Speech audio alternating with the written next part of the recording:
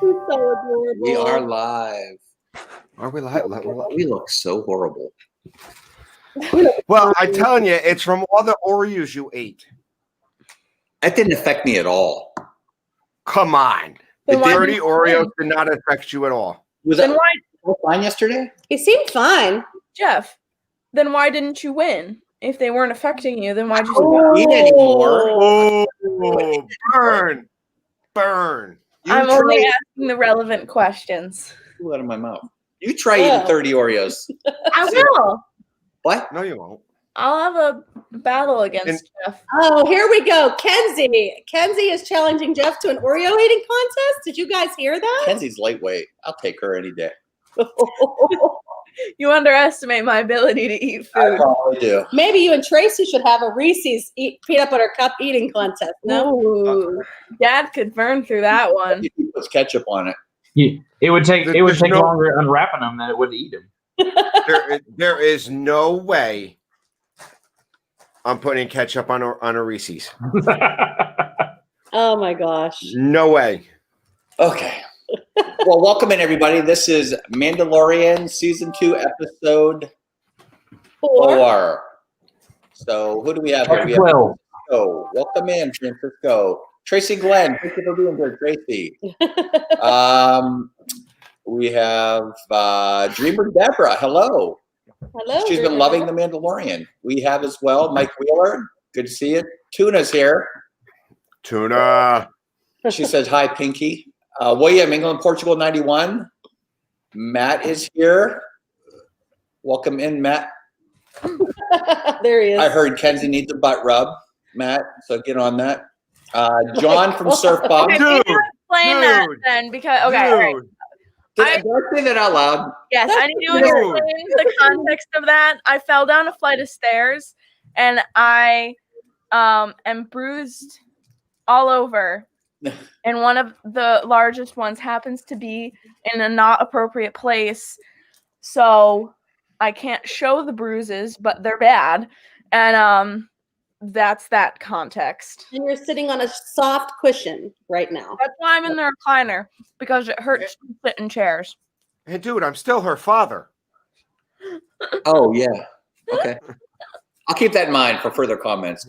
It's Joey's World. Lisa, Keith, and Joey. Welcome in. Hope Joey recovered very, very well.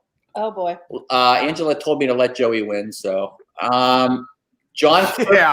Yeah, that's why Joey only saw the first Star Wars in 1977. That's okay. That's okay. Billy's here. You're going to have lots of spoilers. Representatives. Welcome in, and okay, we're all caught up. So where do you want to start? All right. Blue wire, red wire. Blue wire, red wire. Yeah. Oh my gosh. Yeah. So Wait a minute. I gotta ask. So one thing I want to say, this second season, we've really been focusing, I would say, a decent amount on Baby Yoda and the cuteness, don't you think?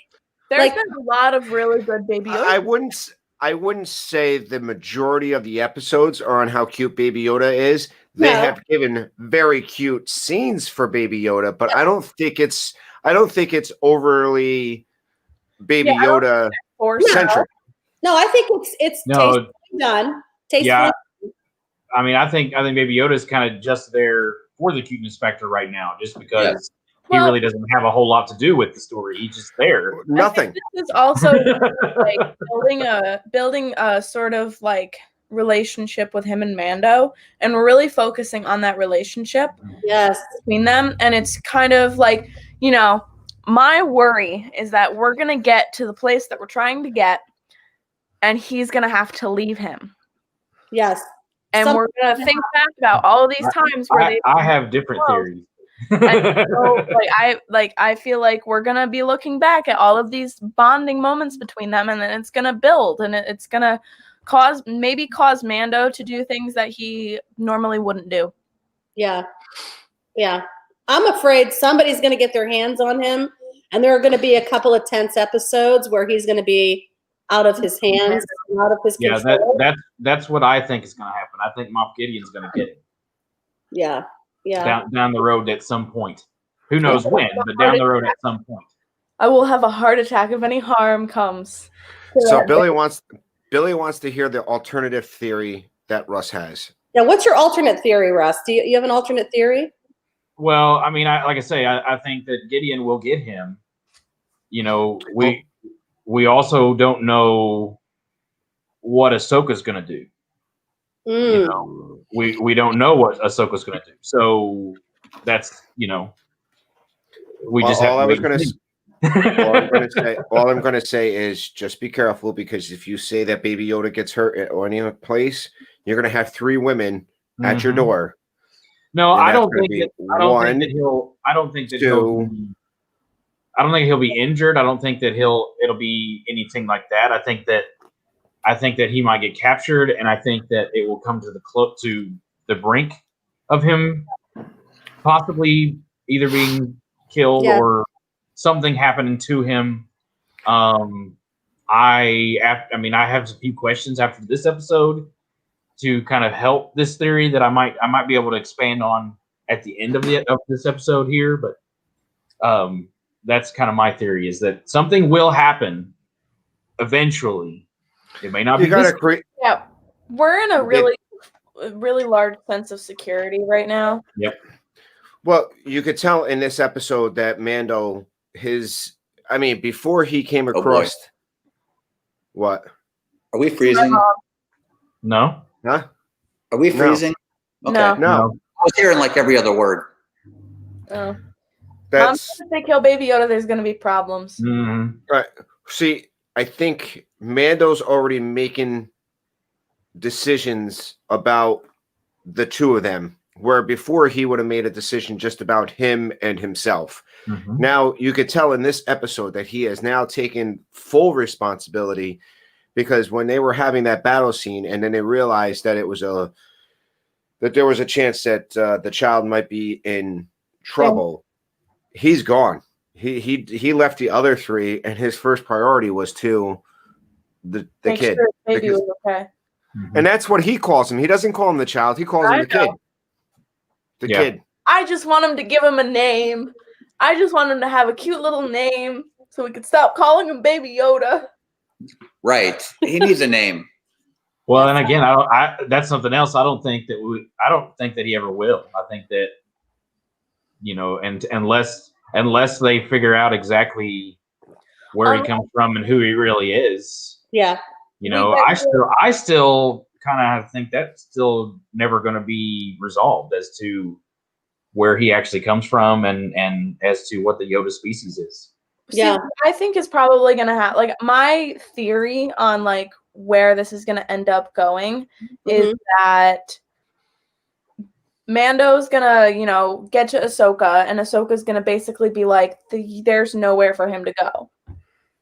That's what I think is going to happen. Ahsoka's going to kind of be like, you are his only place now, because, you know, wherever, maybe where he came from, maybe Ahsoka knows about it, or maybe he gets to that point and he finds out that, you know, his whole species is gone, or the planet that he was on, you know, got Alderaan and is no longer existing.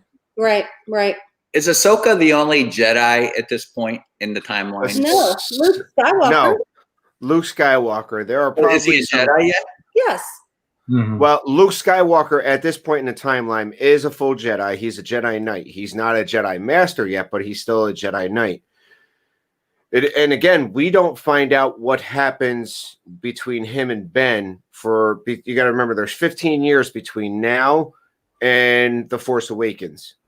So we still have time for Luke Skywalker to establish his academy and then take a momentary lapse of judgment to try to strike down Ben Kenobi, or not Ben Solo.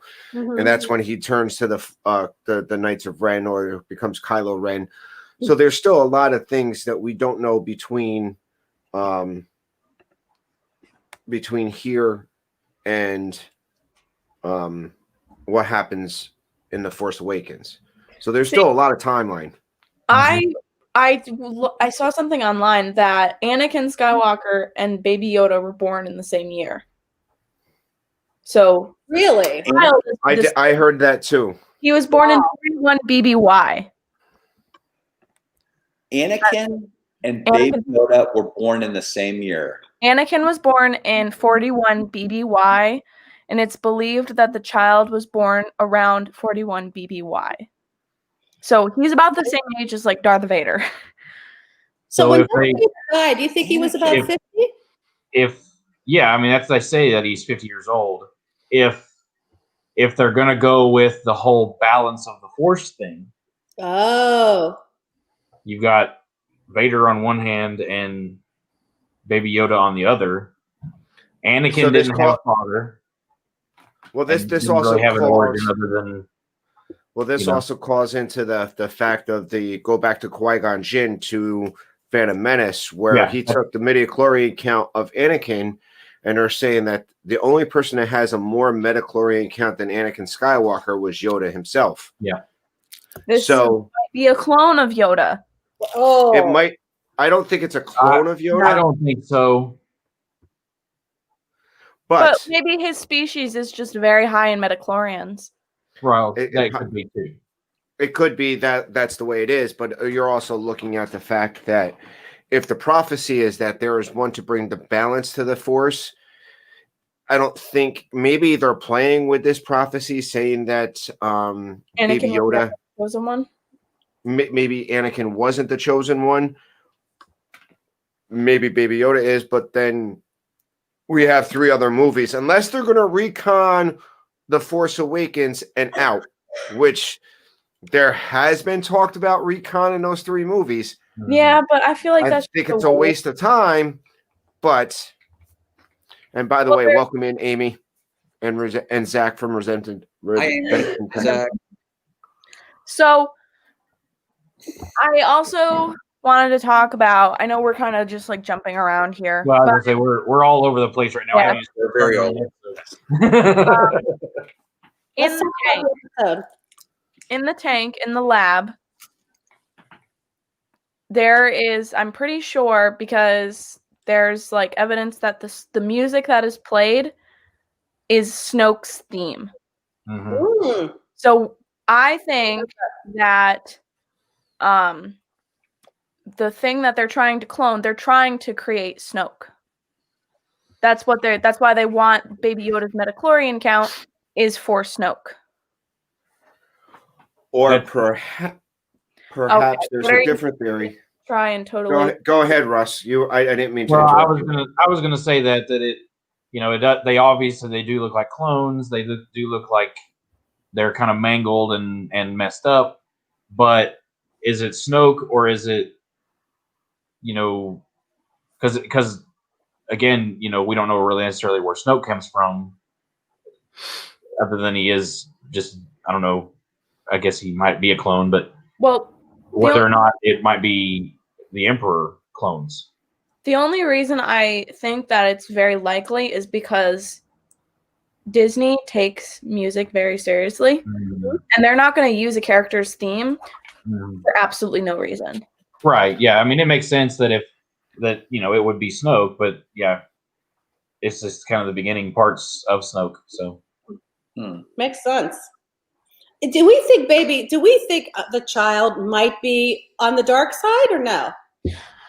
I think he hasn't really. I don't know. I don't really think so. Okay. I don't think so either. Okay. I joke around that he is a Sith Lord, but I don't think so. Maybe if he's got a little bit of the darkness in him, I just think he hasn't figured out yet what he can do. Yeah, just a little baby. So when we talk about what's it called, midichlorian count, yes. It could be dark or light. It doesn't matter. It doesn't. It's just the Force. It's just the Force, period. And then whoever you are, that determines which side you're going to go to. Yeah. So that the way that the child is raised will determine if he's good or bad. And now you think to yourself, is Mando a good person? Mm-hmm. It's kind of a gray area because he is wanted. He does have a warrant out for him. He has done shady things. But yeah, it's all really in perspective. Were the Jedi good people? Like, it's all very up to speculation about what is good and bad in the world of Star Wars. Well, you would think Anakin was raised good, but he turned up being bad. But he did it for a reason. Just Anakin, I can go on and on about how messed up Anakin's story is. He was trying to save, you know, his wife. Okay, well, let's get back to the episode. Anyway, yeah. Okay, all right. So obviously, Baby Yoda doesn't understand English too well yet, right? Put the blue wire where the red one was. He's learning his colors still. He's still just a tiny little baby. How precious was it? Where he goes, huh? Like he actually, like there was a caption for him saying something. Mm-hmm. I think that's really cool that he's actually kind of, you know, he's being more vocal. He wasn't very vocal last season. Right. Right. He's making all kind of noises this year. Mm-hmm. He's trying to talk. But so they're trying to get Baby Yoda back. Mando realizes the ship is falling apart. They're not going to make it. So they have to stop at nowhere. Where's it? Where? Never. What's the planet they went to, Tracy? Nowhere. Navarro. Navarro. Yes. Yeah. Nowhere. That's Marvel. Welcome in, Elena. Aloha. Yes. So they went to Navarro. They met up with Kara and Apollo Creed. I think it is so funny how what's his name has created such an attachment to Baby Yoda where he takes him. He's like, you're taking good care of him, right? Grief. Yes. Grief cargo. Yeah. Did you like when Mando was drinking his drink? Oh my goodness! When Baby Yoda was like doing everything together. He was trying to look under his helmet to see what he looked like. So hold on. He actually was looking under his helmet. This is where you realize that the Mandalorian has become comfortable enough to show his face, or at least part of his face, to the kid or the child. Or I really hope that we get a really special moment where he just takes his helmet off. I mean, I'm hoping that and their eyes meet. What? And their eyes meet. I really want because you know he's just found out that he basically grew up in a cult, and that Mandalorians aren't necessarily required to keep their helmets on. So maybe there's a part of him that's going to be more lenient about it around the child, where he's going to be like, "Well, it's just the kid." Well, and then breaking some of the, I guess some of the third wall too. That might be a way for them to appease to the actor that he wants to have more face time. and that's the biggest problem for the actor himself. The actor himself is I think he's realizing that while it's great that he's playing a Mandalorian, he's not getting that face time. He's not getting the facial recognition of being the Mandalorian. Yeah. And they may ultimately move down to further seasons. Now, as far as him being raised in a cult or the certain sect of the Mandalorians, that's just, no matter what you do, once you break out of that whole idea of once you realize that this is what I've been brought up to, it's kind. You just don't drop it within 2 or 3 episodes. No, it takes a while for it to drop it. But I can see him. I can see him relaxing some of the restrictions that his covert has placed upon him. Is the yellow rule blue living being, right? Huh? He can't show his face to any living being, not a human. That is correct. That was the thing. Yeah. Okay. Any living person. So, but you got to also remember is, I would assume when the Mandalorian was brought up, that he had seen the faces of the parents that adopted him and brought him in as a youngling. Maybe, yeah. Maybe, at least partially. I mean, who knows? Right. There's a lot. I mean, the blue wire. I seen a vlog, or I've seen something where they're talking about it. Here you got Baby Yoda not recognizing between blue and red, symbolic in the Jedi universe, because blue and green. I think they did read too far into it too, but blue and green being Jedi, and purple for Mace Windu, and Mace Windu's on his own thing, and red for the Sith. I think that's a little bit too much. That scene ultimately was the cutest thing in the world. Here not only is the Mandalorian getting used to being around Baby Yoda, which he already has, he's also trusting him with the Razor Crest and repairing the Razor Crest. Granted, he couldn't get in there himself, but then again, maybe he could have got in there himself without the armor and without the helmet on. Right. But being that he would be around the child, he would have to remove his armor and remove his helmet in order to make those repairs. So probably was easier to send the child in to make those repairs. I just love imagining the conversation where he's like, okay, I need you to climb in there. And then just the image of Baby Yoda climbing through there, through the little thing. Through that little portal thing. Yeah. How precious. That was I agree. So you guys think that's the cutest part? I think the school part. I think all of Baby Yoda was hilarious. Everything for Baby Yoda in this was absolutely classic. Baby Yoda cuteness. It gets Billy to watch the show. I'm fine with it. Right. As long as fans. They've made a lot of new fans. I mean, you see merchandise everywhere. Yeah. Baby Yoda everywhere. And if they don't start selling blue macaroons at the parks soon. Yeah. Oh my goodness, I'm wondering if we're gonna get blue macarons at Galaxy's Edge soon. Galaxy's Edge. Oh yeah. Okay. Because so what, Dan? Talking about the school scene, we also have, they focused on one girl with the 3 little knots in her hair. Yes. Some people are bringing that up that might be I think it was Ray. Ray. It's not. It's too old to be Ray. It's not Ray. Let that go on. Yeah. It's probably, so maybe it's a common hairstyle in Star Wars.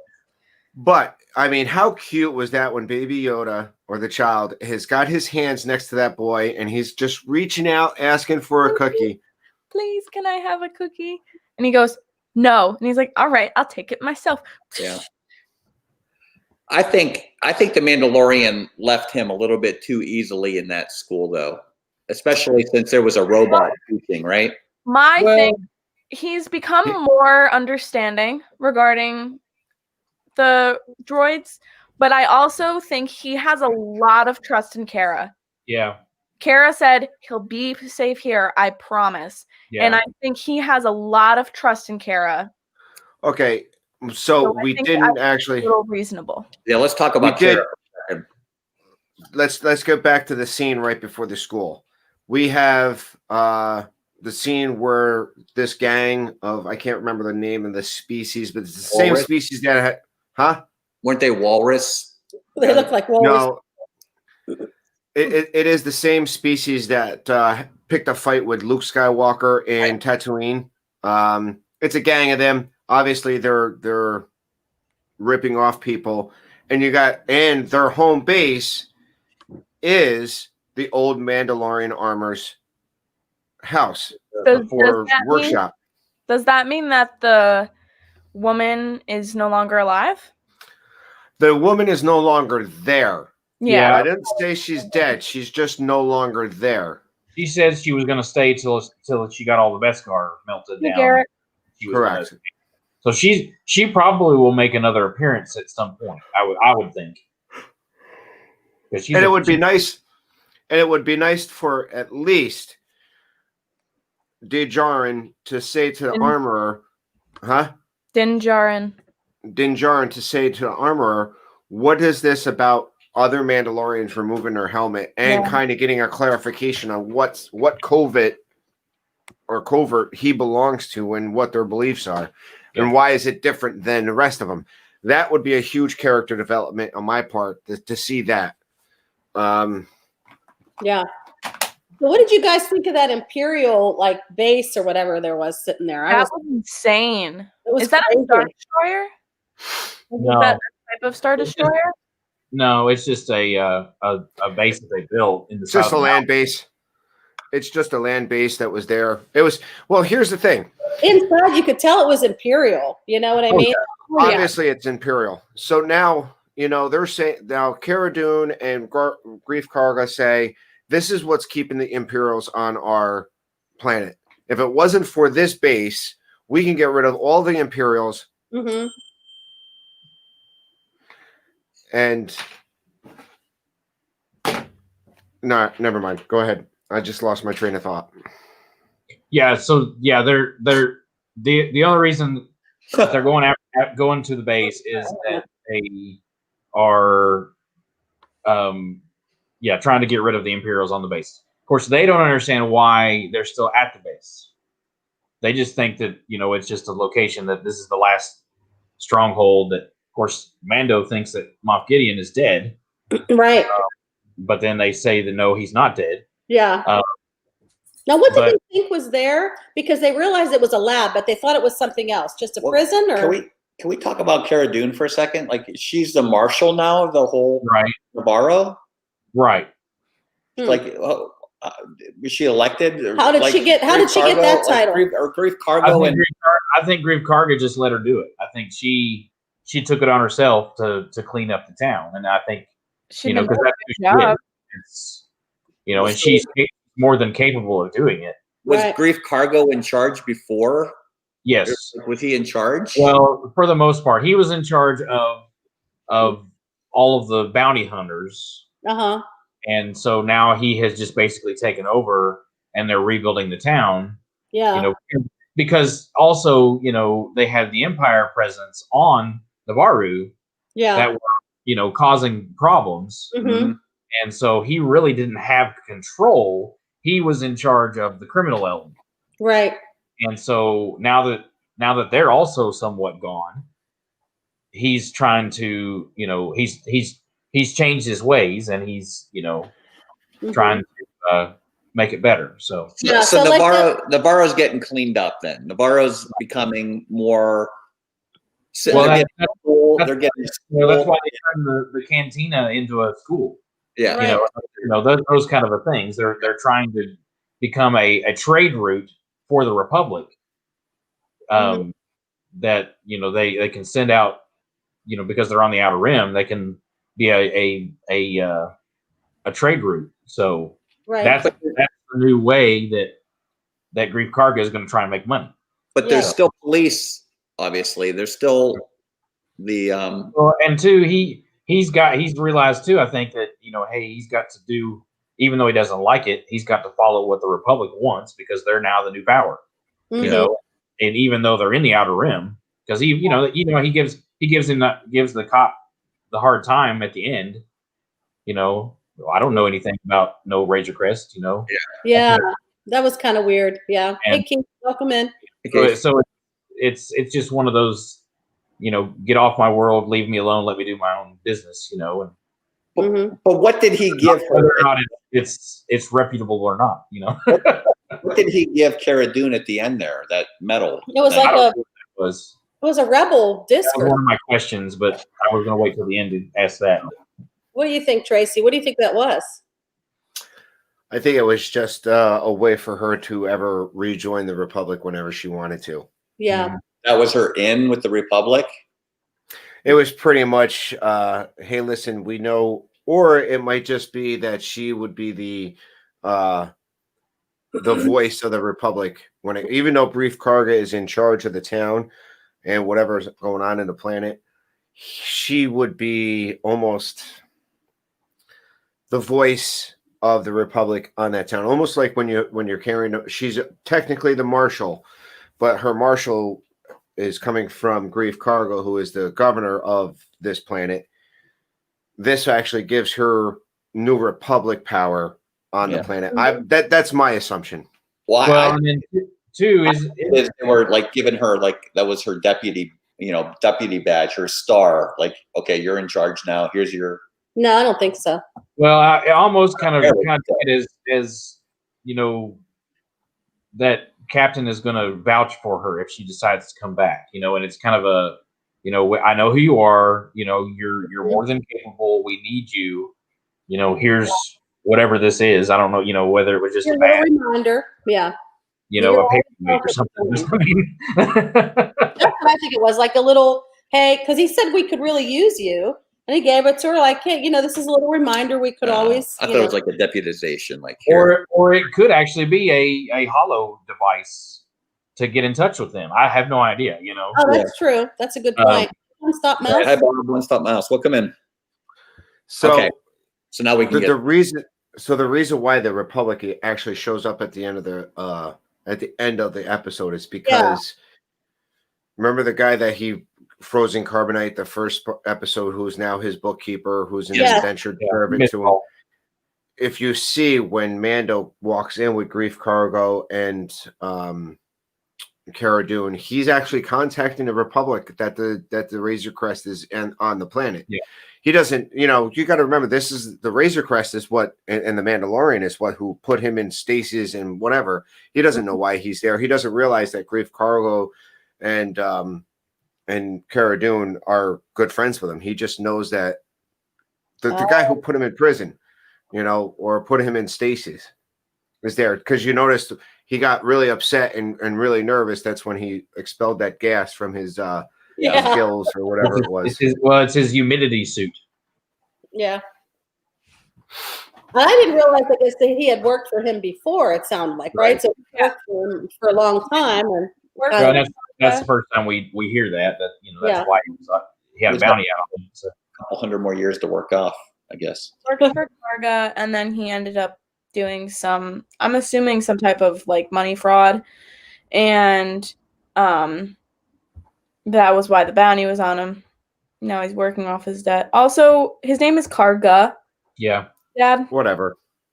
Well, Jeff's calling him Cargo too, so. Well, I'm calling out my dad than Jeff. I'll call him Apollo Creed, so. Yeah. So this is better. Everything's an upgrade. It's better. Yes. So they finally go to finally get all the Imperial. Yeah, what was that big off of the Navarro, right? They're going to invade a base. What was that big machine, that big thing that they saw, and they were like, wow. The car? Yeah, that big the Marauder. The thing that they ended up escaping on? Yeah, yes. What was that? It's some kind of it's a troop transport. Mm-hmm. They call it a Marauder. Yeah, that blue guy seemed really impressed with it. He was like, wow, look at this. It's a troop transport tank. Yeah. Okay. All what it was, and okay. For the stormtroopers. So yeah, it seemed pretty like it was. I mean, it went over that hill, over the cliff, and landed, and was actually able to keep going. So I'm like, well, it's pretty strong piece of equipment. So I wasn't sure what it was. Yeah, I thought that was really fun. And I really thought, okay, so the part where the stormtroopers come out on the speeders. Mm-hmm. Matt and I, what we do for Mandalorian now is Matt comes over after work, and then the four of us watch Mandalorian in the living room. That's our thing now. Mm-hmm. And we were talking, and Dad and I were talking about how cool it would be to have sort of a Tron-like or Flight of Passage-like ride with the speeders. Yes. Oh, wow. Interesting that would be. But we already have Tron coming, and we already have Flight of Passage, so I don't think they would do something similar to those rides like that. But I think regarding Star Wars, the speeders would be really cool. Where would you put that? In Batuu? Oh, yeah. That's what I was thinking. Somewhere in Batuu. Yeah. Expanding on that. I loved how those first two came out and just crashed away. It's like, do you? That was hilarious. Absolutely. Well, I was gonna say you got Empire Strikes Back, or I mean, Return of the Jedi vibe. Yeah, these speeders, these troopers are so inexperienced, and they're just so. It's like they're just pulling anybody off the street and making them. They're signing up, and the guys are so young. Well, they also touch on the fact that the Imperial technology is kind of crap, and because it's mass produced, and because they say that like when they're trying to get in the door, that the little door switch thing was not built to withstand the lava that basically powers the station, and so it. Hey, Rob Fuzz. Hi, Rob. Hey, Rob. So, Kenzie, what were you going to say? I was gonna say, Mom was wondering why the stormtrooper armor was so bad, and I said, well, it's mass produced, it can't be that good. Same thing to go with stormtroopers. Stormtroopers are mass produced, they are hiring basically anyone, so they're not going to be the best quality. Right. Well, you figure the Mandalorian, Kara, and Grief were killing what? They killed like every stormtrooper they saw, and not one of them even got like a hurt shot at all. So yeah, because the bullets were like, they're going all over the place every time. Can we talk? They're right on. Can we talk about the crew member? What? Which crew member? So in this scene, okay, it's at I think 18 minutes and 54 seconds in the movie. You think? I'm pretty sure that's where it's at. And it's when they're coming into the lab, you can see a cat, like a crew member I in heard about that. a t-shirt behind them. What? He was somebody was in a I'll shirt. tell you after, Jeff. It's like someone in normal person clothes. And he like did he scoot out of the way, or he was in the actual No, he scene? was in the scene. We have to rewind it and watch it. It's so fast, but I'll show you guys after the stream. Facebook about it. Yeah, but they caught someone that was like a cast person. Oh, okay. That got It's the coffee cup on the table. And Game of Thrones. Here's the thing. Of Thrones. It's a mistake. Fans were mad. Star Wars fans have adopted this man as a character online. But Right. Star Wars fans online are really basically like, well, this is a new character, Gene's guy. Oh my gosh. So if you're looking at, there was a couple of editing flaws or edit things, like the jeans and the guy in a t-shirt and jeans that shouldn't be there. That just happens to be they missed, and they probably couldn't film that again, or they just missed it during editing. Cara Dune in the armorer's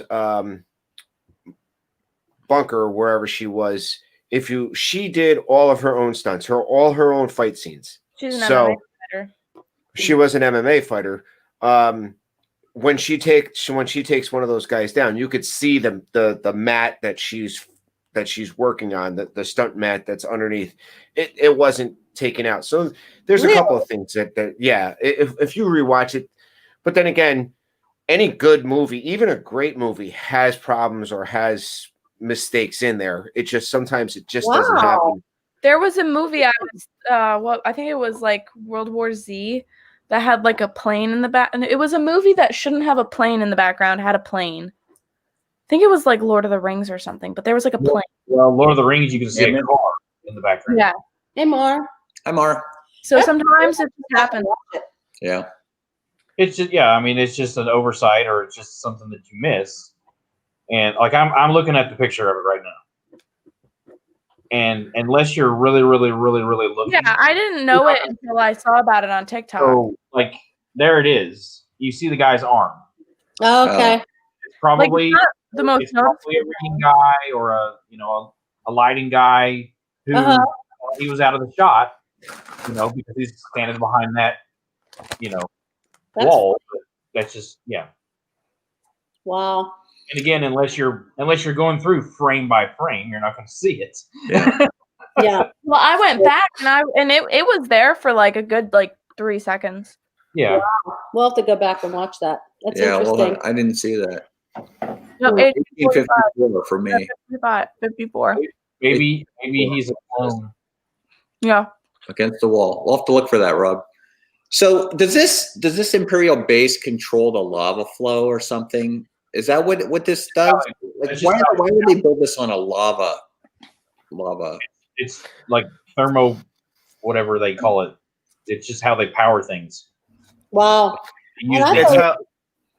So everybody's gone now. Like all of those things all of those bodies in that lab. I mean, everything's gone now. Fried. Should be. Right? Should be. Yeah. So getting back to the clones in this, right? They're just assuming that it was an outpost. They didn't know. When he walks into that area where you had the clones, they are wearing the patch of the same of the Clomonian, the the same patch as the one guy from the cloners on Camino. Mm-hmm. Garrett said that was me, Russ. Yeah. Was it Garrett? So, my opinion, and this is only my thought, is that Moff Gideon knows that in order to have a very strong empire, it needs a force wielder to control the empire. Mm-hmm. This was taking place in the 3 trilogies from Timothy Zahn called Heir to the Empire, Dark Force Rising, and The Last Command. In that, the Grand Admiral Thrawn came along, a clone of old Jedi, and used him to kind of control the Empire. The whole idea behind that was that a Force user could take and pretty much project his personality, almost like the Borg. Say go to Star Trek, the Borg. You have the Queen who pretty much makes the Borg work together as a hive mind. Mm-hmm. So maybe Grief Karga is trying to develop a clone of Emperor Palpatine, which they say is Grief.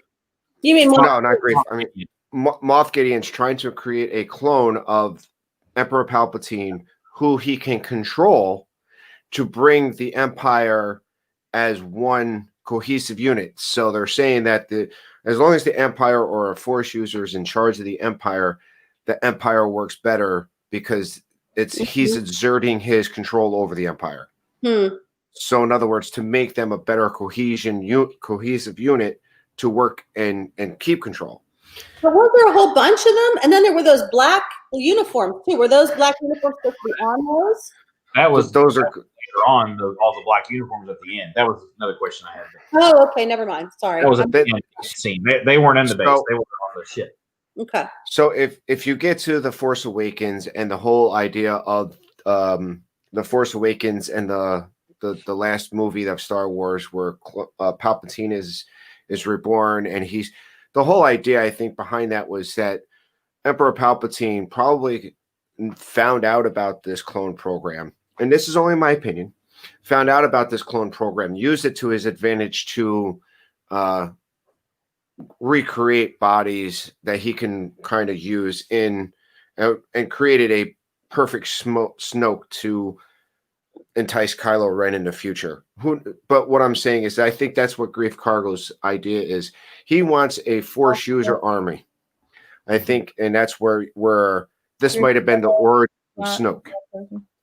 Right. Yeah, that was my thinking, was that, even though they came up with, even though Snoke is there, that if he is a clone, then he's a messed up one. Just because of the way he looked. But I mean, honestly, I think Palpatine he started the cloning stuff back, when the Clone Wars happened.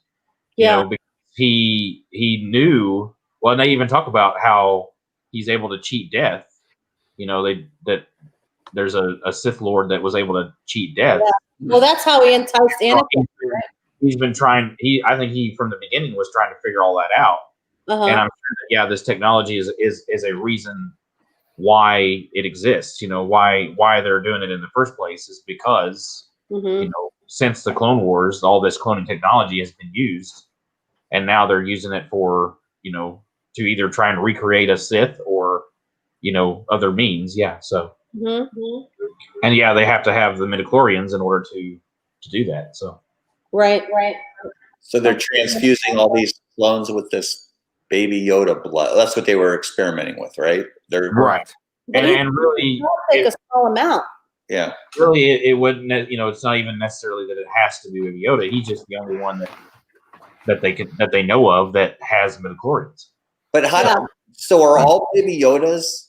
Do all Baby Yodas have a lot of midichlorians? All Baby Yodas? I'm assuming that his species has just a high midichlorian count. I think it would be really weird that the only Yoda species characters that we've ever seen have all been Force users. Right. Yeah. That's like a little too convenient, I think. Yeah. I'm going to say that not all of them are, but the ones that we've seen are. I think it's more like there's a possibility that maybe his species is like really high in metachlorine count, and that's why there's not a lot of them, is because maybe someone didn't want like so many. Well, and you know, Tracy, didn't you say something last week about that? I think it was Yoda or someone was. We call it the Yoda species. Was working with force creatures. Is that what you were? Something like that? That like the creatures that were just basically made of the force. I don't remember us talking about that. I don't know if I heard that from you or someone else, but maybe someone else. But I know the whole idea is that when you go back to Phantom Menace and Anakin Skywalker was supposedly born with no father. He was So we don't know. Maybe who knows? Maybe Baby Yoda is the daughter of Yaddle, and again, the Force.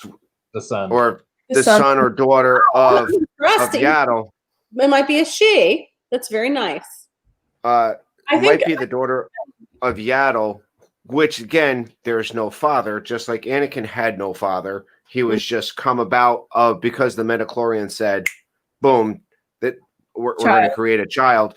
Maybe they created two childs. It's kind of like Harry Potter, where Harry or Neville could have been the chosen one. That kind of thing. Yeah. But as far as go ahead. But as far as Jedi, yeah, there is one other Jedi who is known to in the galaxy at this point in time, and that is Luke. And Leia. Obviously, they're not.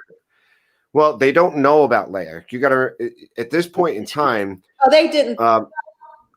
The general public knew that Luke Skywalker was Luke Skywalker. They didn't know that Leia was Leia Skywalker. They know her as Leia Organa. Mm-hmm.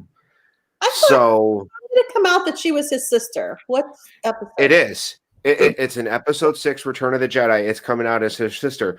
But you also have to remember, you have Leia, who's in the politician or the politics side of the Empire, up until the point she's outed in another book somewhere in the future, before Rise of Sky, before The Force Awakens. She's a politician. She's part of a rebel leader. Could you imagine the thought of somebody of the rebellion looking at one of the rebellion leaders as the daughter of Darth Vader? It wouldn't go over well. They don't know that Luke Skywalker is technically the daughter of Darth Vader because not a lot of people know. The only people that knew who Darth Vader was, as far as real name, was his 501st Stormtrooper Division. Obi-Wan Kenobi, also. Well, other than Obi-Wan and Yoda, but what I'm saying is, as far as the general public, so by the end of Return of the Jedi, the only people who knew who Luke and Leia's real parents are Luke and Leia, unless they told Ahsoka. Ahsoka probably knows. Yeah, Ahsoka and like Leia's parents, right? But Ahsoka doesn't. Ahsoka knows that. What, Dad? Ahsoka knows that Anakin Skywalker is Darth Vader. She finds that out in the Rebels. Now, granted, she probably wouldn't put 2 and 2 together if Luke Skywalker is Anakin Skywalker's son, or is it some other Skywalker? Because I'm assuming that just like in the planet Earth, a lot of people share the last names. So who knows for sure? Right. I'm just saying is the only two people that knew who Anakin Skywalker's children are is Luke and Leia. Obviously, Han Solo finds out in the long run because he marries Leia. But so as the rebel leaders, I don't think Leia would voluntarily give that information on who her biological father is, because people would assume that she would be politically or try to reestablish the empire, even though they wouldn't. So, right? I'm sorry, I guess I'm getting into Star Wars stuff, but Mom has sent me 10 Baby Yoda memes on Instagram in the past minute. So I thought it was interesting. There was that scientist guy there, and he said he only took a little bit of blood from Baby Yoda because he didn't want to kill him, remember? So, but I know the other guy, his point was to just take it all But then I thought, then he could keep regenerating and they could keep taking it. Like I was surprised, unless that guy figured, who was the first guy? I guess he was killed, right? He was like a pawn in the play. Like he wasn't really that important. Which one? Client is all he's known as. The one that he was just working for Moff Gideon. Yeah. And he was just the regent or whatever he was just put in place over Navarro to find the child. Right. You talk about the guy with the German accent? The one that says Werner is the guy's name. Is his real name, but right. But yeah, he was just there and he established himself there so that he could use the bounty hunters to find the child. So yeah. So, but I mean, that guy, that scientist or whatever his name, I don't know what his name is, but he basically saved his life because I know they would have just done away with him there. He doesn't want to kill, but he still wants to get results because that's his job. And otherwise he'll get killed. Well, now he said, I won't fail you again. So I was like, what does that mean? So. And they put that stupid tracker on there. Yeah. I have a feeling that it's gonna go in one. It's gonna go. There's two options that this could go in. Mando has no idea about the tracker, or he's already found out and has gotten rid of it. No, I don't think he knows. No, I don't think so either. I think they'll play that out to where then that's how Moff Gideon finds them. Yeah. And my theory is that they will find him with Ahsoka. And then Ahsoka will be forced to get involved. Okay. I worry about Baby Yoda. I know they're not going to do anything to him, to kill him off, but I think he might get captured at some point. And over a few episodes, he may be out of his hands. He has to get captured. We're in too much of a sense of security. I think we can't constantly be safe. Right. I thought that was going to happen. I thought that's how they were going to end last season. I mean, I've watched shows before where they leave you hanging to the point where, that I have a bad feeling that season 2 is going to end with Baby Yoda somewhere else, not with Mandalorian, and we're going to have to wait. And you're not going to be able until to sleep season 3 to find out when and how they get him back. All right. So we're this is the 4th episode of this year. Last year there was 8 episodes. If they're following 8 episodes per season, we're halfway through this season. We have 4 more episodes to go. So it could be possible that the next episode is where Moff Gideon acquires the child. It might be the same episode where they come across sleep for a week. This next episode might be where Moff Gideon acquires the child, and also maybe the episode where they meet Ahsoka Tano. The next episode after that might be they get everybody together. Let's go make an attack on Moff Gideon's stronghold, and this would require the Mandalorian to reestablish contact with Grief Karga, Cara Dune, and the other Mandalorians. The lady with the headband. Because she wants the dark saber. She wants the dark saber. I think we're building up to an abduction of the child, and by the last episode, a full frontal attack against Moff Gideon, where they reacquire the child, and the dark sabers are also reacquired. Bo-Katan, yes. And Boba Fett. Yeah, because Boba Fett, we haven't seen him again. He may show. Maybe they only. What happened to his number? Mando still has it, right? Yes, Mando. Yes, Mando still. So here's the thing: the appearance of Boba Fett in this season doesn't mean that he might not show up again in this season. It might be a point where Boba Fett might be the protagonist in the next season. They set it up almost like any other, like Harry Potter. If you watched or read any of the Harry Potter books, a minor character in one season could be set up for a bunch of seasons in the future. Right. So a bunch of series in the future. So from what I've read, Boba Fett is supposed to have his own spin-off show. Correct. And Really? if that's the case, he may or may not even be in Mandalorian anymore. He just may have been. That may have just been him. His cameo to say, "Hey, Boba Fett's still alive," and you'll get the answers in his show. But he doesn't have his armor. That's the thing. But just like any other series, it's going to be a spin-off of The Mandalorian.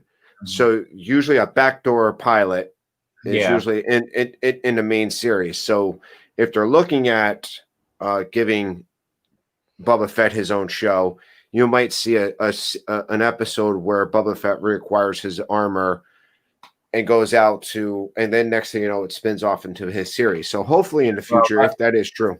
My thinking, and again, this is just me spitballing, but is that Boba Fett's show will be the prequel to Mando, to where it's the story of why of Boba Fett, and then it ends at the Mandalorian. But I mean, I don't know.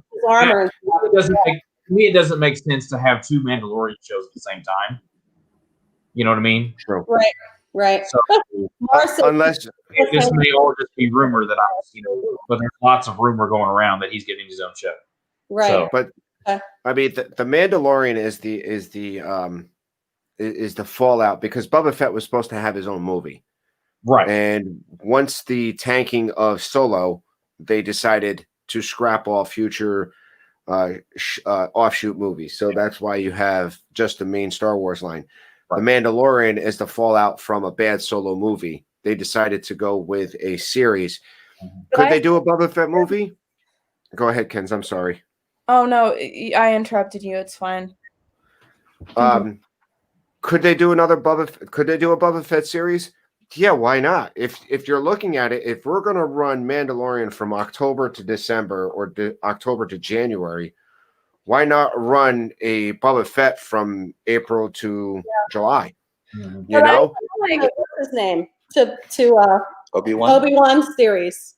The Obi-Wan. Yeah. The Obi-Wan series is like actually happening. Okay. Yeah. Which is so imagine, I mean, we're already going to run they're talking, you got the Loki series coming, and you've got the WandaVision coming, and you have the Falcon and the Winter Soldier. So you have 3 Marvel series that's supposed to be coming to Disney Plus. Which would keep people interested. If you don't have Star Wars people, but you have Marvel people, that'll keep those Marvel people invested in Disney Plus, because they're going to have 3 series. I doubt they'll run them within the same timeline. You're not going to get 3 of those series all running at the same time. Right now, what as a business decision, think about it as a business decision. Right now, last year, they had a lot of people sign up for Disney Plus for Mando. Once Mando was done, you had a lot of these people leave Disney Plus, then reacquire Disney Plus for Mando. If they lose a lot of people on this one, so you would stagger out your Star Wars series the same way you would stagger out your Marvel series, to keep people investing in your product throughout the year. Right. Yeah. So Mars says Boba Fett might have his armor back since those guys clotheslined Mando. Did he lose it then, or did he end up retrieving it? He retrieved it. I'm pretty sure he got it. He wouldn't just leave it laying. When he was walking back with on that he was kicked off the speeder. When he walked back to town with that everything on him, he did have the Boba Fett armor with him. So he still has the Boba Fett armor. Okay. Because I couldn't whether or not he lost it in the water of that planet that his ship went out in, who knows, or lost it in the ice planet with the spiders. Right. So my only other question was, have we seen the black trooper / droids before that was on Moff Gideon's ship at the end? We didn't 100% see what they were. They could be the Death Troopers that we seen at the end of the last season. Okay. Was that their Death Troopers, or their like a modification of the Death Troopers? But that's the thing, we don't know. I just didn't know if we have seen them before in any other Star Wars thing. Well, the Death Troopers weren't a thing. The black Stormtroopers or the Shock Troopers weren't a thing until Rogue One. Before Rogue One, we never seen a different color of a Stormtrooper. Right. Yeah. Until so again, I'm going off of the video games because I play those. But again, they're not necessarily canon. I know. Well, some of the older video games are considered legacy now. Anything that was any video games that were put out since Disney bought it, they're considered now. Because they had the Black Death Troopers in a game that I played. They were the heavy, troopers or whatever. Long time ago. I can't even remember the name of the game, but I mean it was but they were around, but I mean they were totally different than what they are now. You know what I'm saying? Mm-hmm. So I just didn't know if there were anything that we had seen before. So. In Jedi Fallen Order, there are stormtroopers that have black armor and they have shock weapons. Okay. Yeah, I just didn't know. I mean, I'm assuming that they're just his Moff Gideon's special design. I'm sure. What are they, TIE fighters? Droid troopers or whatever they are, Mm-hmm. What is that ship that they're the TIE fighter? Is that what that is? TIE fighter? What? The ship that there's in the most recent episode. Well, at the end of the episode, we see Moff Gideon in a modified. No, I'm talking about the smaller ships, Dad. They're called TIE fighters. The TIE fighter. This is the second time we're seeing that. Right. Yeah, the folding wing design of these TIE fighters are totally something I've never seen before. I mean, even in the novels series I've read, they've always been a full panel. They've never been folding, so this is something new altogether. Yeah. We also get a glimpse of Moff Gideon's Star Destroyer, which is a definite different design than what we have seen before. Almost all Star Destroyers in the past have looked as that big triangle wedge shape, which is what it's. So here we have a new, a different look in the design of a Star Destroyer. Well, it almost looks more like a frigate or a capital ship. Correct. No, X-Wings are Jeremy Deborah. The Rebels, right? Right, Rebels. And Matt put in, wasn't the TIE design in Rebels? In Rebels, they actually came up with what's called a TIE Defender, which is a trifoil TIE fighter. It was actually the biggest difference with that one is the TIE Defender had shields, and that was the biggest thing between the Rebels, or not between the New Republic or the Rebellion and the Empire. The Empire had so many people and so many clones and so many people that they just recruited. Their TIE fighters have no shields, so they were just cannon fodder for a fighter with shields. Like the X-wings, the Y-wings, the B-wings, all of those had shields. So when they were in a dogfight, the TIEs were at a disadvantage with no shields. But they also said the TIEs also maneuvered in space a lot better.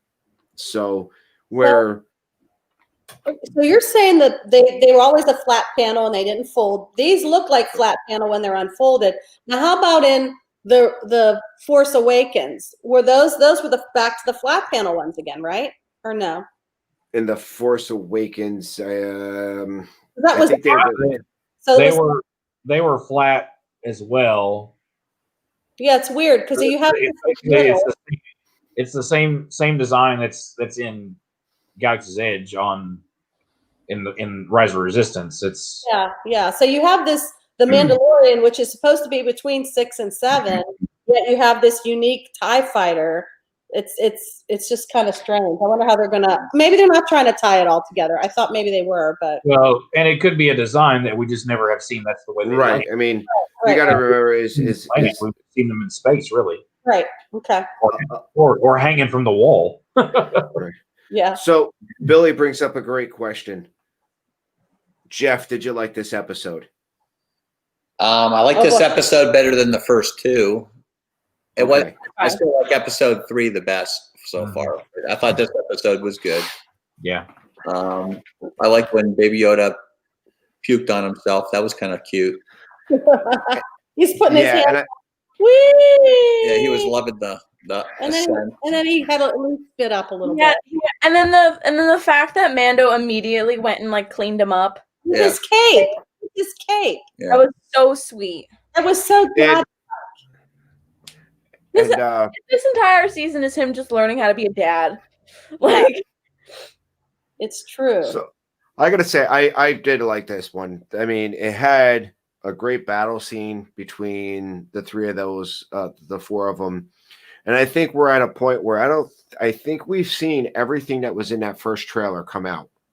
So, you know, when we were watching the trailers for this season's of Mandalorian, I think we're now past the point where all of the clips that we've seen in the trailers are done. So things from now on, I may be wrong. Granted, I may be wrong, but I think from now on, we don't have an idea of what's coming on with the glimpses of the trailers. Yeah. Some unmoored maintenance to take care of. Baby Yoda had a spillage. Yeah. It was so cute, though. I mean, I think that they've been really giving him more of a personality. And I think that's really awesome.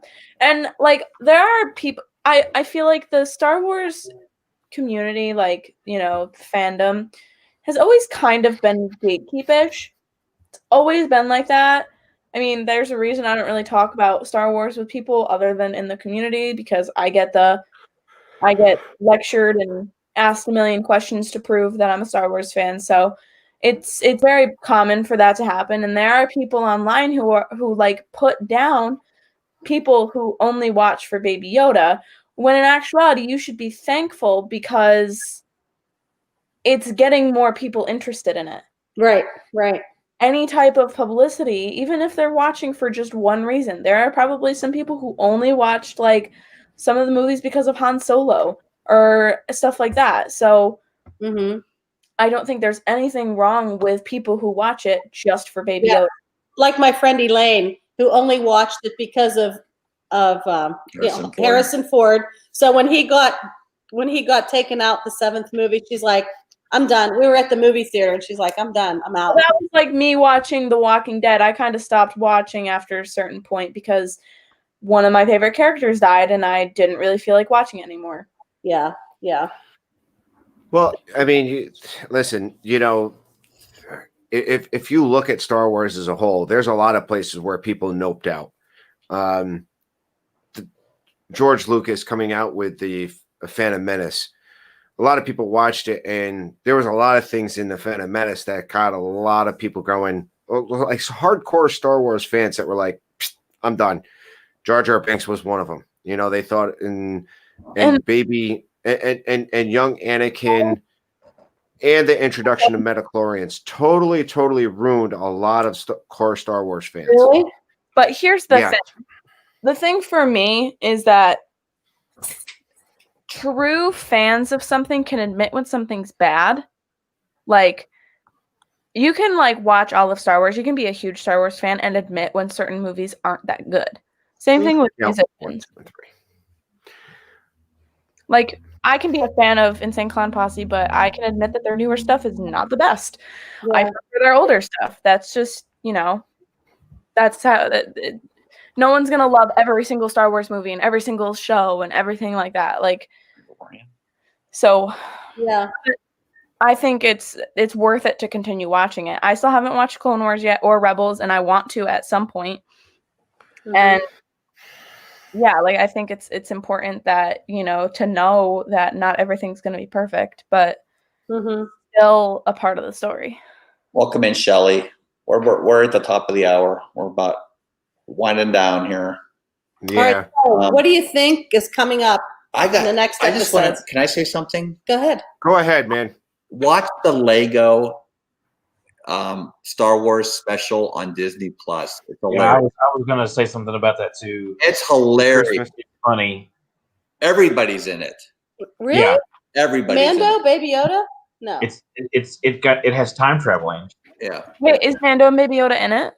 Yes, they make a cameo. It's hilarious. Now I gotta watch it. You have to watch it. It's like 45 minutes long. It's I know it involves Ray. It's silly. I mean, yes, Rocket Robin. It's so good. And the best part about it is Lego's not considered canon. Mm-hmm. So there's no way it could be canon. Ray Lego has always been very tearful. Oh, it's just so funny. Go watch it. Yeah. I'm not telling you. I'm ordering you. Go watch it. Okay. And Shelly, I'm not saying that people like walked away. I mean, it just aggravated a lot of people. Like, listen, before the Metachlorians and the Phantom Menace came out with the whole Metachlorians things, the Force was something that was mystical, right? It just chose someone or chose people at random to be boom. Once you put science behind it and it came out with the Metachlorians, it kind of like messed some people up. It is what it is. I think for me personally, I enjoy more explanation on things like that. But that's just me. But I liked this episode. It was good. It was great fight scenes, great Baby Yoda scenes. It kept a lot of people watching the series because some of those that just came in for the Baby Yoda cuteness loved it because you got in the beginning and the end cute Baby Yoda, especially with him with his hands up flying around, enjoying that battle. And for the people that watch it for action and for the Star Wars story, they enjoyed it because it gave you a bit of that. So it was a nice balance. I enjoyed this episode. It was all in all. I'm happy so far with this season. I understand where Jeff's coming from for the first two episodes, but I think as a whole, the first half of the season's come out pretty well. You're just ready to see Ahsoka. Oh, absolutely. Very ready for it. And there was like some people who were thinking that Ahsoka was going to be in this episode. There is no way that the hunk of junk that the Razor Crest was going to make it all the way to Ahsoka in one episode. You think who knows? A lightsaber battle with Moff Gideon with that black saber? I think you're going to see. I think if you're going to see a lightsaber battle with Moff Gideon, you're going to see it with Ahsoka Tano, and you're going to, and I think Ahsoka Tano is going to like swipe the map with him because unless Moff Gideon's been trained in fencing, I highly doubt it. Ahsoka Tano's got the Force. She's going to wipe the floor with him. Yeah. There's also the fact it's going to be very like visually pleasing because you have that dark saber, and then Ahsoka has those white sabers. Well, that's correct, and that's where I feel that we won't see it for a long time. I think that's going to be the last episode of this season. You're going to see that battle. I don't. I think that it'll be not for a long time because I just don't because I don't think that this the show is not supposed to be about the Jedi. It's supposed to be about the Mandalorians to me. But you got to say the same thing about the Rebels. The Rebels series wasn't about the Jedi. They threw Jedi in here a little bit at a time, not a lot of it. Yeah. And Matt, the dark saber can stand up to a lightsaber because the dark saber is a lightsaber, just a different crystal. Well, a different type of shape.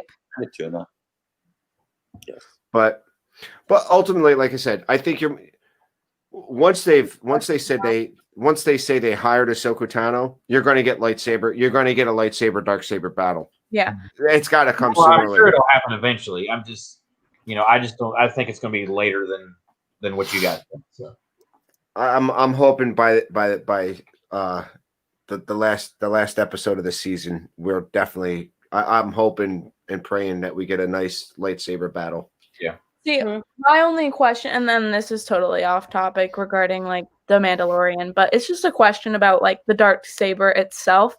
We're gonna be here for another hour, Kinsey. I know. It's just like I'm just wondering, with the lightsaber, you have the lightsaber shape, from the crystal. How does the shape change for the dark saber? Like, is it have to do with the crystal or something to do with the hilt? Like something different? Yeah. Who knows? I don't know. All I know is I'm really bummed that we left the dark saber back in Pittsburgh. Zach. Just like put it up on the dash or something. Zach, you're gonna have to go out and buy. You're gonna have to go out and buy another one. Oh, goodness gracious. I cannot believe we left it. I'm kind of bummed. And just for so we can air it, I gotta say, Mike Wheeler, great comment, good burn. Mike Wheeler's comment was she's going to talking about Ahsoka Tano, she's gonna mop the floor with Moff Gideon like Joey did to Jeff with Oreos. Did you say something, Tracy? Sorry. I hear you. You're on mute. Here he comes. Here comes the baby. Oh, there he is. Hi. Hi, baby Yoda. I'm glad you put a nice, fresh, clean shirt on him. Oh, wait a second. You should have seen the outfit he was wearing the other day. That's next week. Yeah, you'll see that next week. Okay. I'm excited. Baby Yoda in a new outfit. All right. We'll go around the room. Russ, what do you have coming up? Well, first of all, I was going to say also I would recommend the new series on Disney Plus of the Marvel 616. Oh, okay. It's different episodes of the unknown Marvel, basically. And Okay. it's so like the first episode is all about Japanese Spider-Man. Sweet. And I'm gonna have to check it out. The manga version of Spider-Man. Second episode, which I'm halfway through, is about the women of Marvel. So there's different aspects of Marvel. I recommend Wednesday at noon. I'll be doing a premiere of my Hollywood Studios Day. Okay. It's about an hour long video, so if you can't stay, that's totally understandable. But yeah, we're going to be doing a premiere of that, and then next Saturday at 3, we'll be doing a Lego stream with some friends. And yeah, that's what I got right now. Nice. Tracy. I'm not wasting time this Thursday for the fact that it's Thursday and it's Thanksgiving this week, and I want to wish everybody a happy Thanksgiving. Enjoy the turkey, or in this case for Kenzie, enjoy the biscuits and macaroni and cheese. I have a Chandler Bing Thanksgiving. That's my Thanksgiving. So I just want to. I'm not wasting time this week. So I'll be back the week after, and the week after that, next Thursday, we'll talk about it on Nerd Talk next week. It's going to be Disney Christmas movies, non-Disney Christmas movies, replacing them with Disney characters. So in other words, we're not going to do a Christmas Carol because Disney did a Christmas Carol. We're not going to do some of the other stuff. We're just going to pick some like Elf or some of these other ones and replace them with Disney characters because I like doing that. Yeah, very cool. All right, Kenzie, how about you? Tomorrow I'm doing a stream 4:30. And I've just been working on Vlogmas. I'm really excited about it this year. Yeah. It's really great. And I am looking forward to finishing filming and uploading those. So look out for those once December starts. Cool. Tracy, you wanted to add something? Yep. No book club this week. We're going to be doing book club December 1st, and that's going to be Christmas Carol. So if people want to get out there and want to join book club on Tuesday at December 1st at 2 o'clock or 3 o'clock, we're reading a Christmas Carol. Any version you want, just join in. And I was say, and it's easy to read, so you guys can join. Nice. Okay. And we have today we're going to have a Thanksgiving-like dinner at Garden Grill. So we'll probably drop that on Thanksgiving Day so people can watch that. Garden Grill, great meal. Yeah, we were able to snag that. This morning I actually snagged it. So I feel like 6 o'clock in the morning. Jeff! What? Guess what I got? Garden Grill for 7. I mean, what are the odds? 7 people. I didn't care at that point. Yeah. So, but anyway. Can I sleep, please? Yeah. That's because his belly was still full of Oreo cookies. I have no ketchup. Listen, Anybody who agrees with me, put hearts in the chat that ketchup does not belong on Oreos. Red hearts. Ketchup does not belong. Red hearts. Or put like puke. Heinz ketchup belongs on Oreos. No. Yes. No. Heinz ketchup. And Wednesday we're going to be at Magic Kingdom, so we might be doing a stream from there. And then Friday we're going to be at the opening of the Festival of the Holidays at Epcot. Sweet. So I'm excited about that. So keep a lookout for that stuff. Yeah. Sleepy Jeff is not Disney. Tina, she said it so loud. No, Out of it nowhere. wasn't that early. It was about 7 o'clock. Look at Billy. What did Billy say? She's got the pukey faces. Yeah, the ketchup on Oreos. I don't even know. Sorry, Jeff, but that was messed up. Messed up. Anything to change the taste. Matt texted me and was like, "What is happening?" I'll tell you what. When I made a nice filet one time for my family, and Jeff is like, "Where's the ketchup?" I was just like, "Are you gonna put ketchup on that steak?" Ketchup's my go-to. He said yes. Did you put ketchup on your pizza at Via Napoli? No. If there would have been some. Although we did ask for extra marinara asked for so extra that we marinara. could dip the crust in it. Yeah. Yeah. But not ketchup. See, Garrett. I was just Garrett is silently with judging you. Garrett, ketchup on How Oreo. about Baby Yoda? Would Baby Yoda eat ketchup on his blue macarons? No. Look at his little hands. He's judging you silently. He is. Have fun with that. Did you put it on lemon too? Lemon and chocolate or just chocolate? He did it on a lemon Oreo.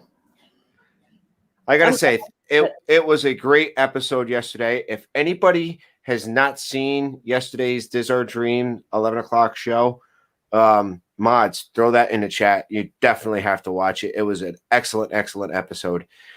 You can watch. It had everything. You had Joey eating the crap out of Oreos, beating Jeff. You got Angela within 5 minutes of the competition telling Jeff he should throw in a towel. He takes Jeff stream. getting him And out, then taking her and out. then Jeff kicking her out of stream. It was hands down a great episode, and I enjoyed every minute of it. I was afraid he was going to make himself sick because he's so competitive. I was toe-to-toe with Joey until like 3 minutes in.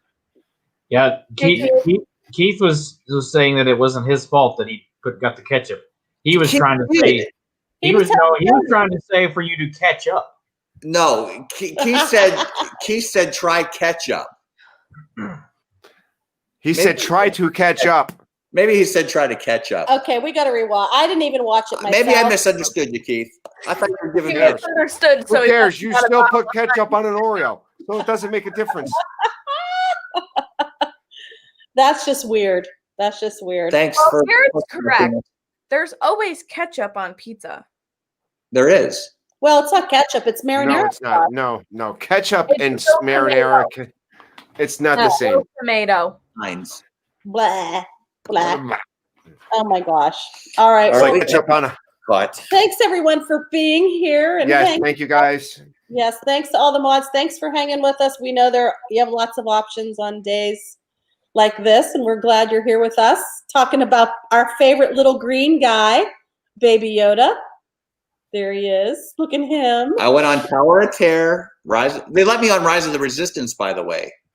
Oh Really? yeah, you got over there late. I got over there and they We said, had boarding group "Hey, 9. you guys still let me on?" They said, "What boarding group are you?" They were on like 40, and we were like, "I have boarding group 9." She's like, "Ooh." I said, "Can we still go on?" She's like, "Yeah." That was nice. Some sprinkle magic Yep. at Hollywood Studios yesterday. So, I said to catch up. I said, no ketchup will ketchup make it on- does. "Oh, Oh man. thanks for being here, Shelly. See you, Garrett. See you tonight, Garrett. Make sure you check out Garrett tonight, 9:00. Mhm. So next week's going to be Nerd Talk on Tracy Glenn, Kenzie Days' dad. That's me. Woo! His channel. Yay. All 3 right. o'clock on Sunday. All right. Thanks again, guys, for being here, and we will see everyone soon. Oh, I got to close it. Okay. It's on my Bye. channel. Oh yeah, it's your channel. You have to close it. Dancing out. Dancing Thanks, out. everyone. See you later. Have a happy Thanksgiving. Happy Thanksgiving.